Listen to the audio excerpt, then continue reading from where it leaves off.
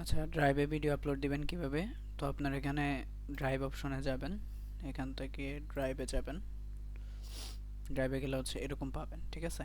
এরকম পেলে হচ্ছে আপনি যেটা করবেন, শুরুতে আপনি নিউতে ক্লিক করবেন। নিউতে ক্লিক করলে নিউ ফোল্ডার লিখবেন। তো আপনার প্রোডাক্টের নাম আমি ধরলাম যে ক্লথ। ক্লথ না, আপনি হচ্ছে প্রোডাক্টের স্পেসিফিক যে নামটা আছে ওইটা দিবেন। তারপর হচ্ছে ক্রিয়েট করবেন। ক্রিয়েট হয়েছে।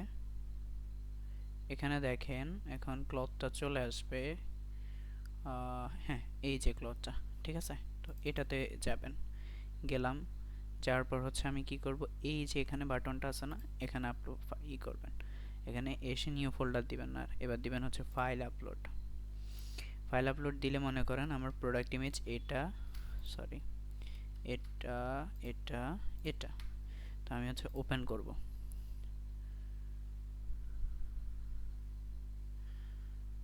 আপলোড হয়ে গেছে।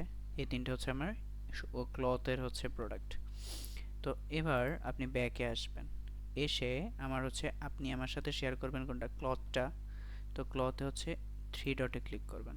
থ্রি ডটে ক্লিক করে এই যে শেয়ার অপশন আছে না, শেয়ার অপশন থেকে শেয়ারে যাবেন।